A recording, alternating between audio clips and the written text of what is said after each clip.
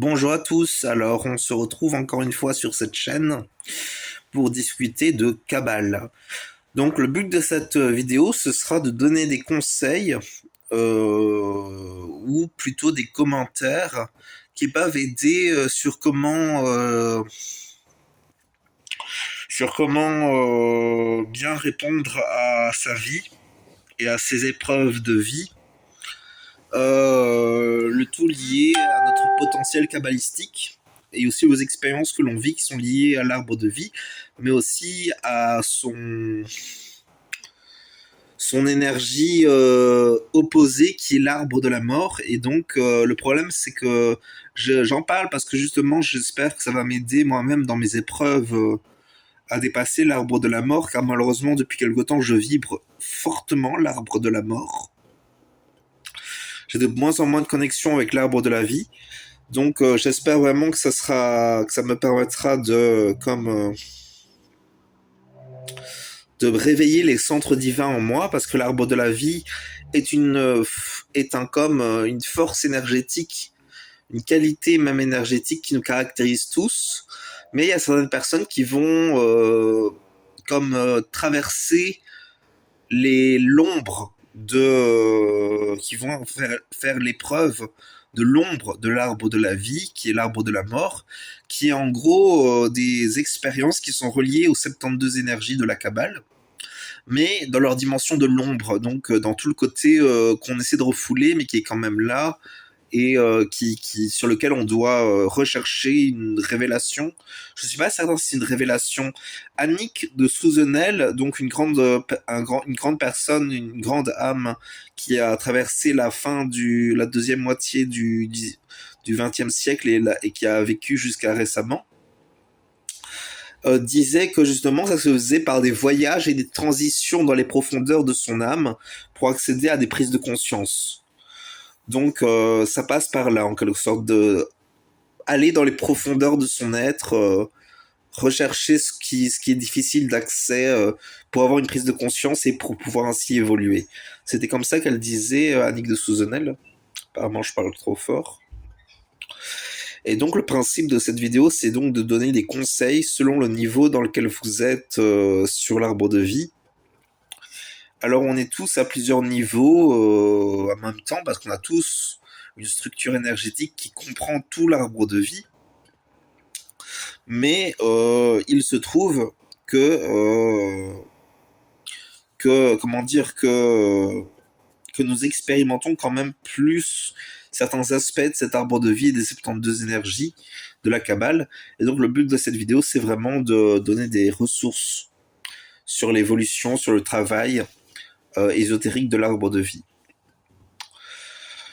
Alors, comment dire, qu'est-ce qu'on peut dire maintenant? Donc, la logique voudrait que l'on développe à partir de Yesod jusqu'à Keter, mais je peux aussi faire de Keter jusqu'à Yesod. Donc, il y a deux arbres. Il y a l'arbre de la vie, qui est le côté positif, le bon côté qu'on doit cultiver, et même qu'on doit découvrir en nous et qu'on doit accomplir pleinement, qu'on doit même manifester en quelque sorte. Et il y a le côté négatif qui est comme toutes les énergies de l'arbre de vie dans leur potentiel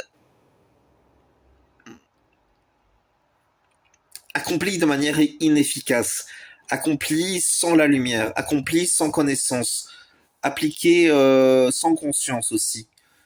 Il y a tout ça dans cet arbre de la mort. C'est vraiment c'est l'arbre de la mort, c'est les énergies de l'arbre de vie, mais dans leur côté inefficace, dans leur côté dans toutes les distorsions que la vie terrestre nous fait vivre. Donc ça c'est pour expliquer donc ce qu'est l'arbre de la mort. Donc par exemple, et typiquement ce qui va caractériser la différence entre l'arbre de la vie et l'arbre de la mort, c'est le fait que c'est comme un reflet mais inverse. Par exemple, on va dire que Yesod, la Séphira Yesod, elle a pour grande caractéristique la pureté. Mais la pureté au sens de pureté de tout ce qui est pur et digne et bon, non pas forcément bon, mais plutôt de ce qui est sans tâche en quelque sorte, de ce qui n'apporte aucun problème dans la vie humaine. Euh, On l'appelle aussi le fondement Yesod. Donc vous voyez, il y a cette idée de tout ce qui garantit la vie quelque part. C'est relié au chakra sacré, donc il y a vraiment cette idée de quelque chose qui garantit la vie, car le chakra sacré est relié au corps vital qui caractérise les énergies de la vie. Donc ça c'est pour le côté de Yesod. Donc on a ce côté-là de Yesod, donc le fondement, la pureté, tout ce qui donne une bonne vie, en quelque sorte une bonne vie vitale en bonne qualité. Et du côté inverse, ça va être donc le côté non accompli des distorsions des énergies. Ça va être toutes les distorsions qui vont provoquer des impuretés, des manques de morale, des incapacités à s'épanouir dans ses énergies vitales, la maladie, les problèmes en général, tout ça. Donc ça, c'est ce qui caractérise les gens dans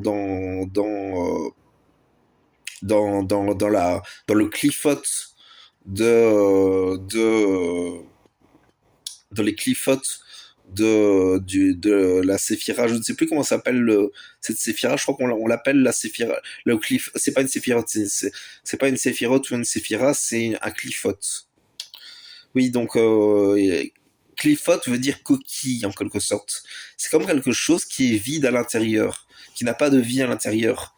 Quelque chose, vous voyez, on peut le vibraliser, ça apporte ça son intérêt, mais ça n'a pas de vie. Il n'y a pas de substance au sens quelque chose de que tu veux vraiment vivre, quoi. C'est ça le défaut des clifotes. C'est à ce côté-là, comment dire, de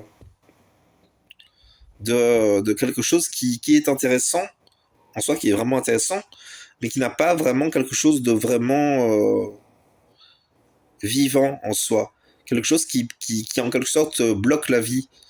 C'est aussi parce que les énergies des clifotes ne sont pas dans l'être, mais sont... Oh zut.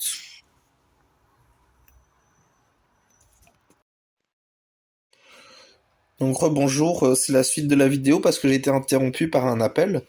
Donc, comment peut-on dire donc, oui, je disais que les clifotes ont des aspects très beaux, mais ils ont des défauts qui sont, en quelque sorte, comment dire, ah oui, je disais donc qu'ils sont dans le paraître plutôt que dans l'être. Par exemple, moi, pour l'instant, je pense que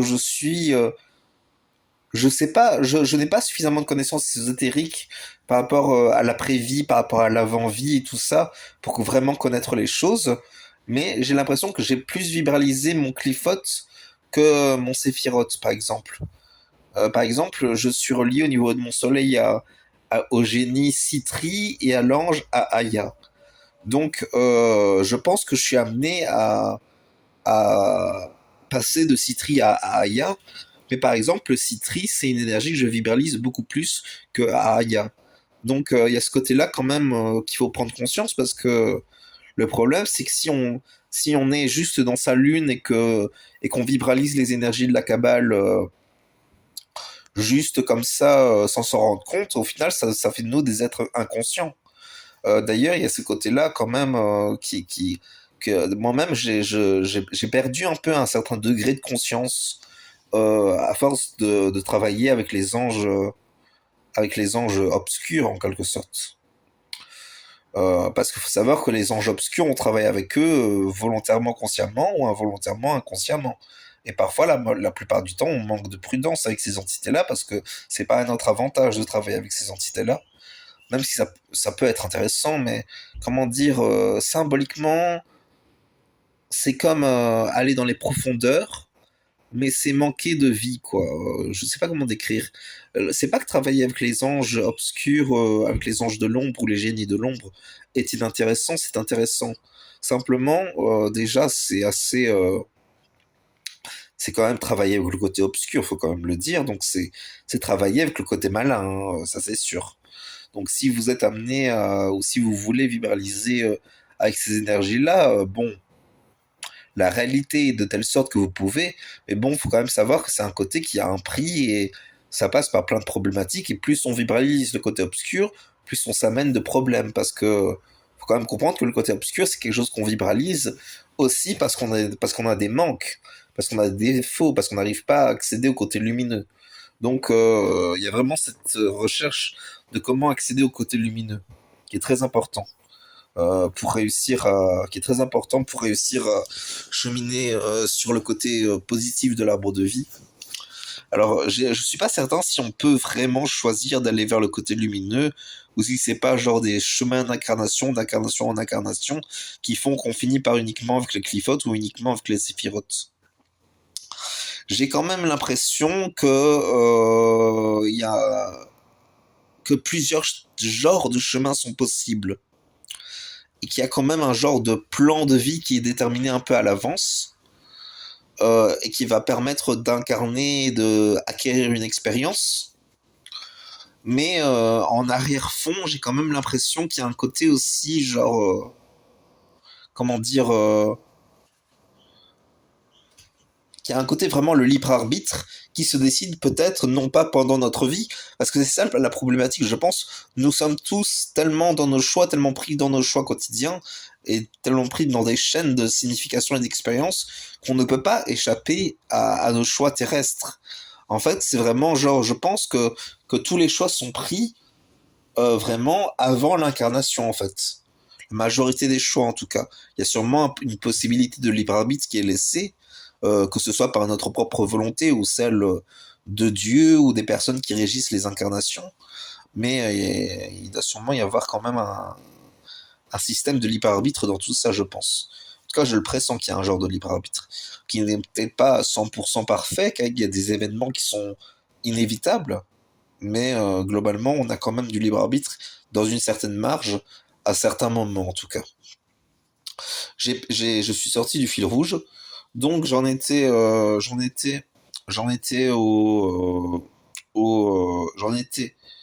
comment dire, j'en étais au côté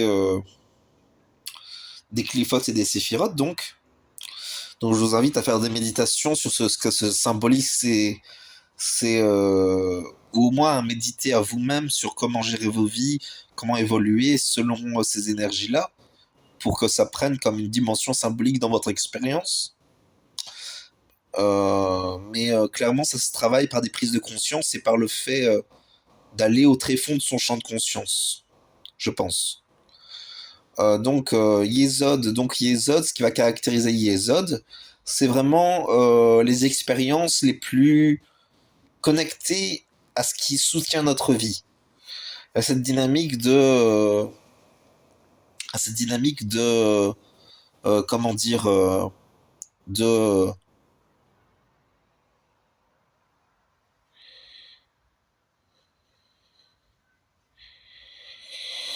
il y a cette dynamique d'apprendre les premières expériences et les premières qualités qui nous permettront d'avoir une vie saine sur la Terre, en quelque sorte. Il y a cette dynamique-là avec Yesod. Typiquement, c'est l'hygiène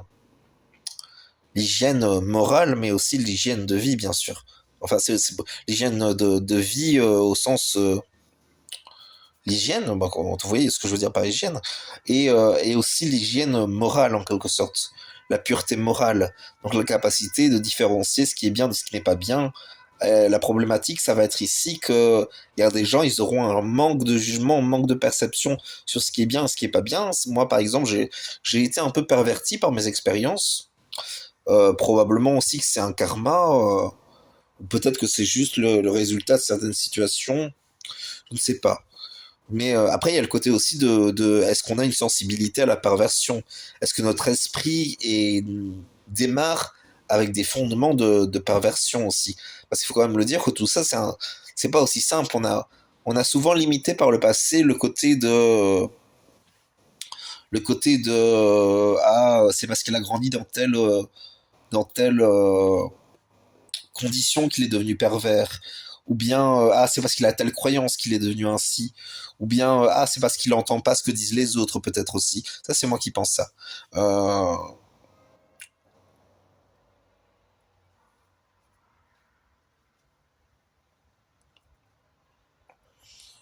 ouais. Qu'est-ce qu'on peut dire d'autre par rapport à Yesod? Il y a ce côté aussi de, comment dire, de pureté morale, vraiment, c'est ce qui est essentiel avec Yesod. La pureté, tout ce qui est pur au niveau de la santé, en quelque sorte, vraiment. Donc la morale,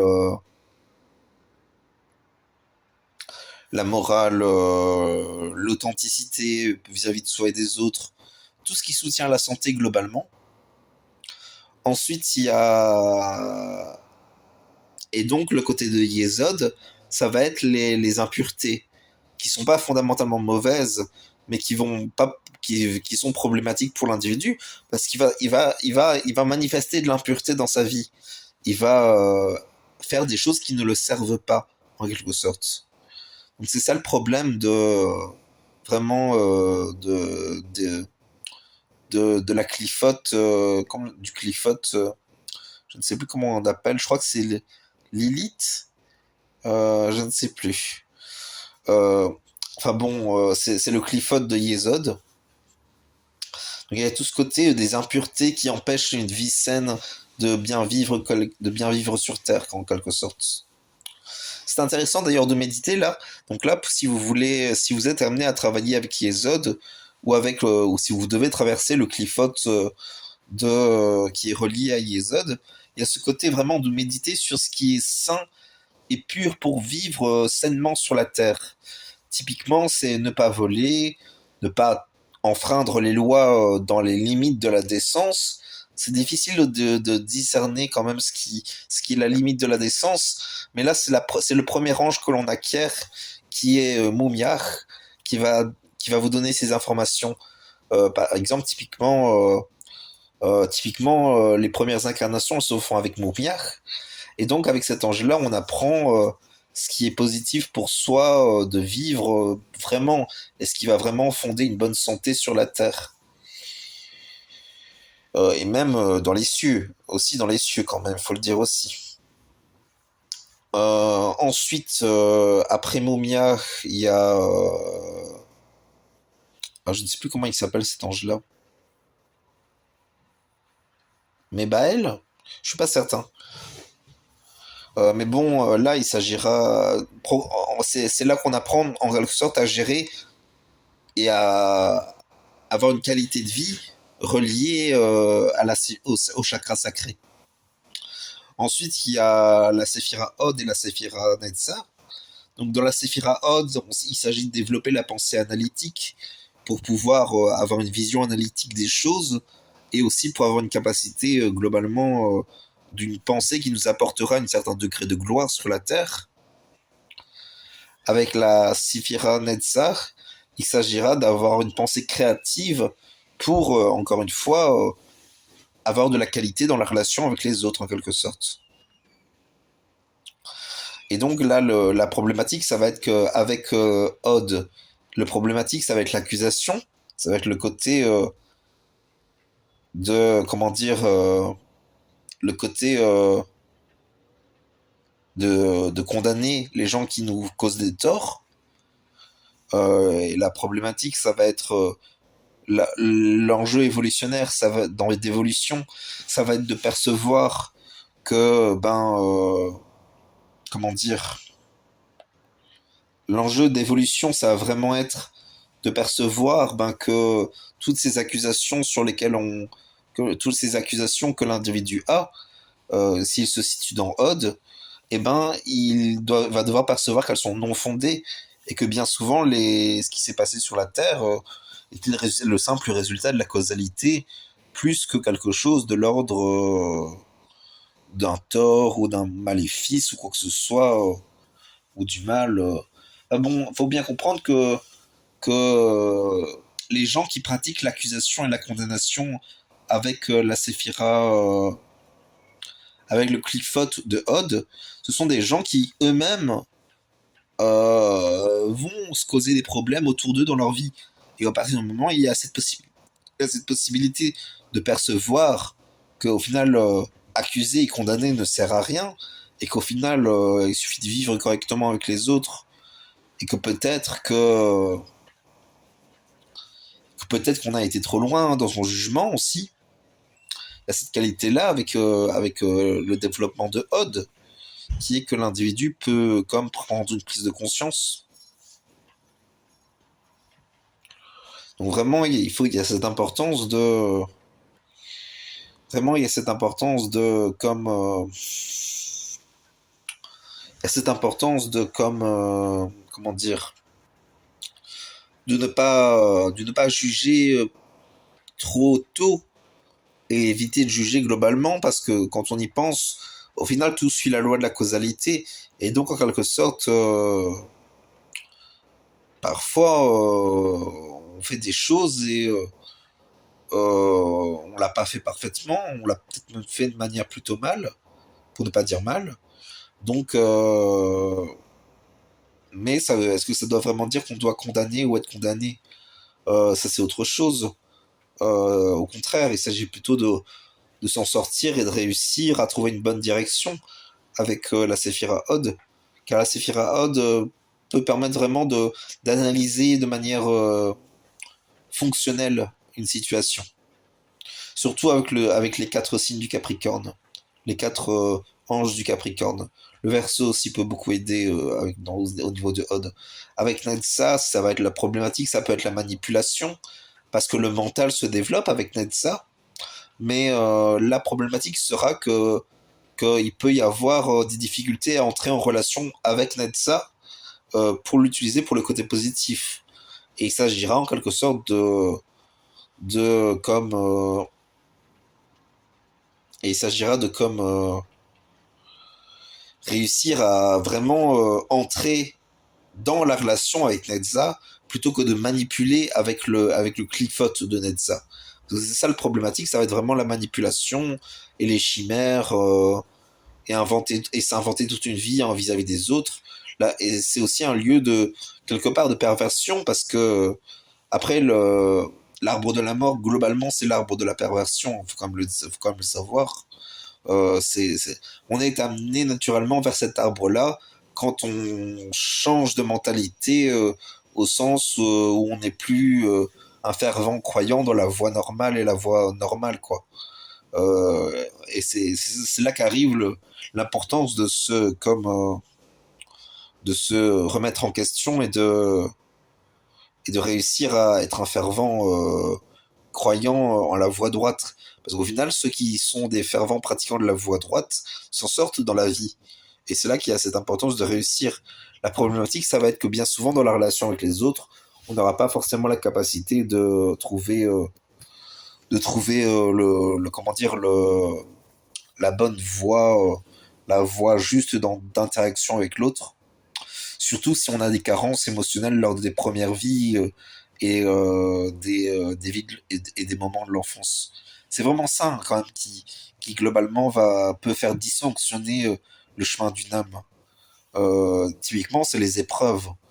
Et le problème, c'est qu'on gère pas tous les épreuves de la même façon et on n'a pas tous tout à fait les mêmes compétences pour réagir aux épreuves. Pour ne pas dire qu'il y a certains d'entre nous qui sont clairement, comment dire, en manque pour gérer les épreuves. Moi, je m'identifie par exemple là-dedans, quoi. Euh, Ensuite, il y a Tiferet. Donc là, il s'agit vraiment de développer la conscience, de voir ce qu'on doit voir, ce qui n'est pas toujours évident parce qu'on, sur la Terre, on n'a pas toujours envie de tout voir. Parce que déjà, ça sert pas forcément à quelque chose de tout voir. Mais il faut quand même voir, c'est ça la problématique. Et donc avec Tiferet, il y aura ce côté de voir les choses telles qu'elles sont, pour ce qu'elles sont, et sans se cacher la vue, sans se faire du déni, et tout. Parce que c'est ça la problématique, ça va être le côté... la problématique du Cliffot de Tiferet, ça va être le côté genre ne rien voir. Et il faut savoir que la plupart du temps, on commence quand même par le Cliffot pour aller ensuite vers le Sephiroth. C'est quand même plutôt comme ça que ça fonctionne, j'ai l'impression, euh, à mon stade de développement de la compréhension en tout cas. Après Tiferet, il y a Gebura. Donc à Gebura, il s'agit vraiment d'apprendre la justice. Déjà que Tiferet aide beaucoup dans la qualité des comportements, des qualités morales. Avec Gebura, c'est vraiment le moment où l'individu apprend la justice. Donc il y a ce côté vraiment de, comment dire, de réussir. Il y a ce côté de réussir à suivre, à se discipliner pour ne plus avoir de problèmes dans le contact avec les autres. Problème et problématique qu'on prendra conscience progressivement avec les qualités acquises dans Tiferet. Et la discipline servira à avancer individuellement sur le chemin. Ensuite, il y a le chemin dans E7. Et dans E7 ou G7, il s'agira cette fois de pratiquer la miséricorde, voire la générosité pour les plus doués, mais bon, c'est pas tout à fait la même chose. Hein. La générosité, c'est vraiment donner quelque chose, alors que la miséricorde, c'est juste, comment dire, ne pas juger, garantir un certain degré de sécurité aux autres vis-à-vis de ces intolérances individuelles. Bon, là, je m'écarte du chemin. Vraiment, comment dire, la miséricorde, la miséricorde.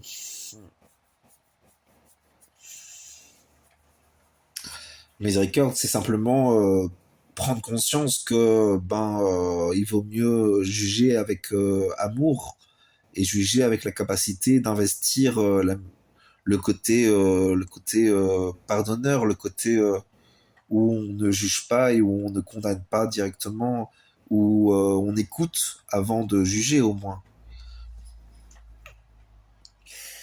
Il y a ce côté-là avec Reset.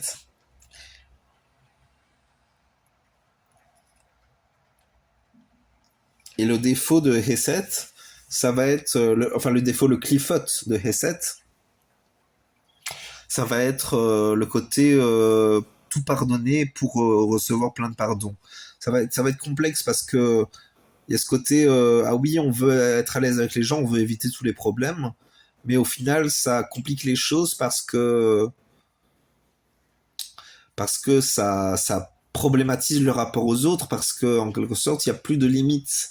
Et la limite, si on l'a pas bien apprise avec Gebura précédemment, eh ben, la problématique, ça va vraiment être que qu'il n'y a pas la capacité de gérer, de donner une miséricorde bien, comment dire, juste, qu'on aura apprise avec Gebura, parce que la justice, c'est vraiment Gebura. Tandis que Essed, c'est la miséricorde. Donc vous voyez, on doit connaître la justice avant de pouvoir pratiquer la miséricorde. Ensuite, après Essed, il y a Bina. Là, il s'agit vraiment de comprendre et de ne pas mécomprendre et de ne pas aussi forcément se prendre pour plus que qui l'on est grâce à sa capacité de compréhension. Ensuite, il y a Ochma.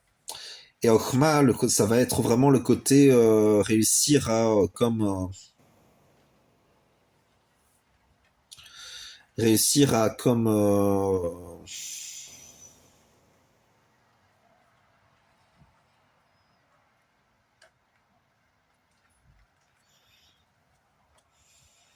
comment dire, ça va être le côté la sagesse qui est la source du côté positif de notre vie. Et ce côté-là avec Ochma, euh, et le côté cliphotique, ça va être le côté, comment dire, ça va être le côté, j'arrive pas à le canaliser, j'ai pas accès à l'information là tout de suite.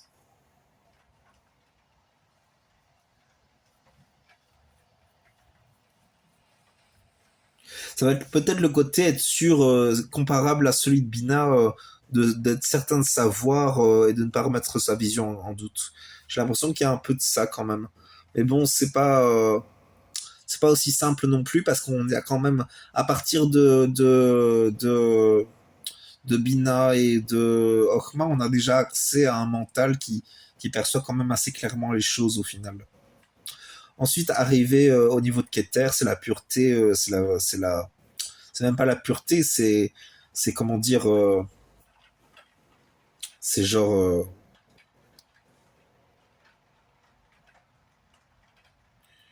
c'est la source, c'est le côté authentique et original des choses, quoi. C'est Dieu dans son côté le premier, quoi, le primordial, l'originel même, on devrait dire. Vraiment avec ça. Qu'est-ce qu'on peut dire d'autre? Il y a ce côté-là, donc avec Keter, donc le côté, l'origine des choses, le premier, la première création qui va venir comme apporter la blancheur première, quoi. Enfin bon, je paraphrase avec les connaissances que j'ai, avec ce que j'ai étudié, mais je suis pas sûr de bien comprendre. Faut savoir aussi que moi je me situe au niveau de Hochma. Donc bon, peut-être que j'arrive pas à appréhender Keter parce que c'est pas suffisamment dans mon expérience sensible, quoi. Moi, au final, je vais expérimenter les choses au niveau du signe du taureau avec Aya et Citri dans Okma. Et dans le côté cliphotique, c'est encore autre chose, c'est pas Okma. Je ne sais plus c'est quoi. Euh, Peut-être une méditation sur mon ange Aya et mon ange et mon génie Citri, parce que je pense que c'est intéressant de développer la chose. J'ai l'impression que entre le côté angélique bon et le côté ange rebelle négatif, il y a comme un continuum d'expériences humaines qui font que qu'on peut pas clairement à 100% distinguer l'ange du de l'ange rebelle. Il y a quand même comme un côté genre ils sont reliés l'un à l'autre. On peut pas à 100% dire qu'il y a l'ange et qu'il y a le mauvais génie. Bien sûr, ça repose sur quelque chose, mais c'est quand même au final comme c'est des fruits d'un champ de conscience. Et au final, ça va vraiment être la compétence de canaliser correctement le champ de conscience qui nous permet de soit, si on canalise bien, d'aller vers Aya, soit, si on canalise mal, d'aller vers Citri. C'est vraiment ce côté-là, hein, de canaliser correctement les énergies de l'ange pour atteindre les qualités de l'ange. Plus que plus qu'un côté vraiment de choisir entre le côté lumineux ou le côté négatif. J'ai pas l'impression qu'il y ait vraiment, comment dire, un côté genre un côté du libre arbitre d'aller vers le côté lumineux plutôt que le côté négatif. J'ai pas l'impression qu'il y a vraiment cette dynamique-là de ne pas faire le mal et tout ça. Parce que même s'il y a un côté négatif et qu'on le fait malheureusement, mais c'est aussi le côté nécessaire à l'évolution d'expérimenter les côtés négatifs du champ de conscience. Donc je pense que, comment dire, que qu'on peut pas entièrement juger les gens qui expérimentent le côté négatif de leur champ de conscience. Ça fait partie du chemin de l'évolution au final. C'est même des gens qui au final pratiquent l'évolution et qui au final arriveront plus facilement au champ de conscience lumineux quelque part. S'ils travaillent bien, parce qu'il y a ce côté aussi de, il y a le côté aussi de se complaire dans les défauts du génie négatif. Et là, c'est vraiment quelque chose qui ne doit pas, dans lequel on ne doit pas tomber. Parce que vraiment, comment dire, si on se complaît dans son génie négatif, c'est vraiment là que l'évolution ne progresse plus. Si on arrête de progresser et de travailler pour progresser, c'est vraiment là le côté, comment dire, ce serait le côté, comment dire, genre,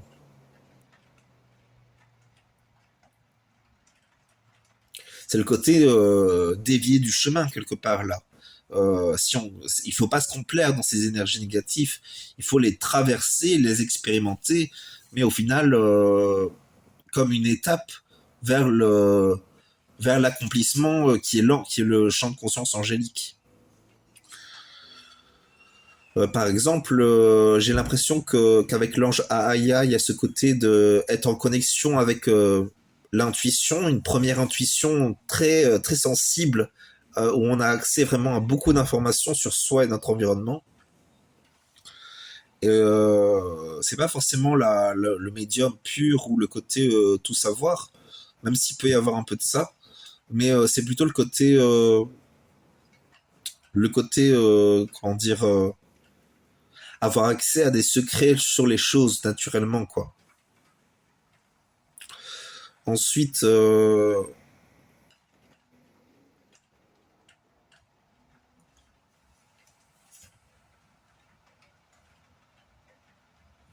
y a aussi avec Aya ce côté de la justice. La justice, il y a le côté basique qui s'incarne avec Mars, qui est le potentiel actif nécessaire à la justice, mais il y a le côté plus lumineux qui est le chemin de l'amour divin, qui est la vraie justice du côté lumineux, quoi.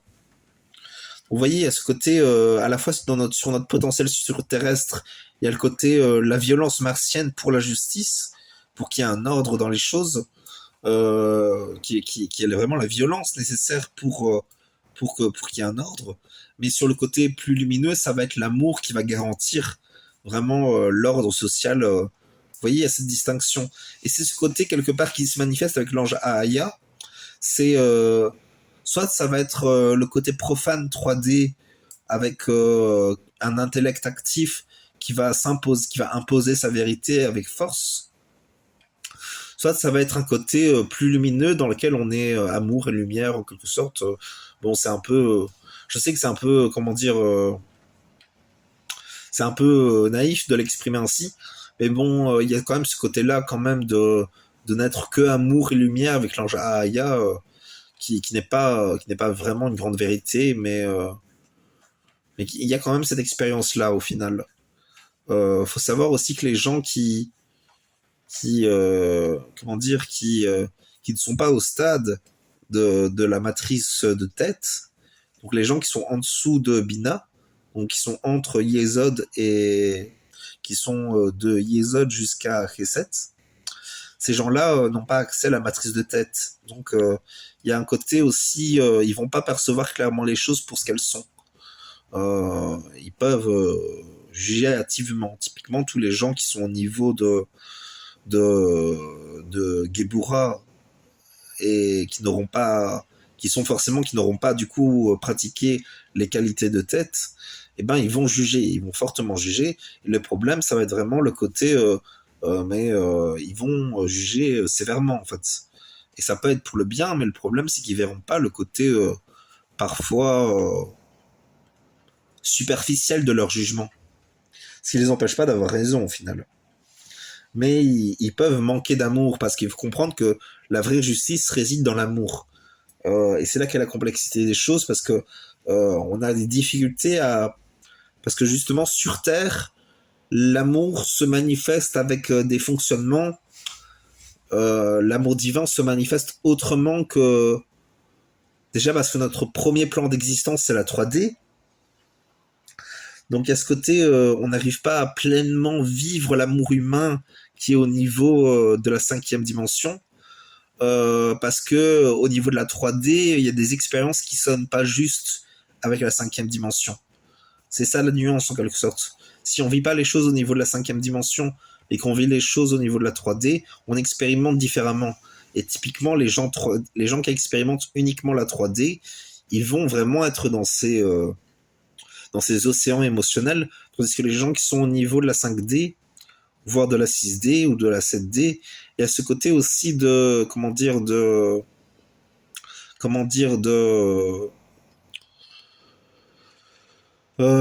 voir les choses autrement et qui vont percevoir les choses pour ce qu'elles sont réellement et ils auront pas le côté jugement de la 3D. Parce qu'il faut quand même comprendre que dans la 3D, on juge beaucoup au final.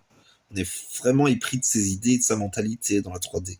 Tandis que dans la 5e dimension, au final, on voit les choses autrement. On se dit, ah ben, c'est ainsi. Voilà. Voilà pour ce que je voulais vous dire. Donc, ça a été long. Je crois que la deuxième vidéo fait 32 minutes, donc je vais m'arrêter là. Mais bon, j'espère que c'était intéressant et que ça vous a apporté de la qualité. Voilà, bonne journée, au revoir.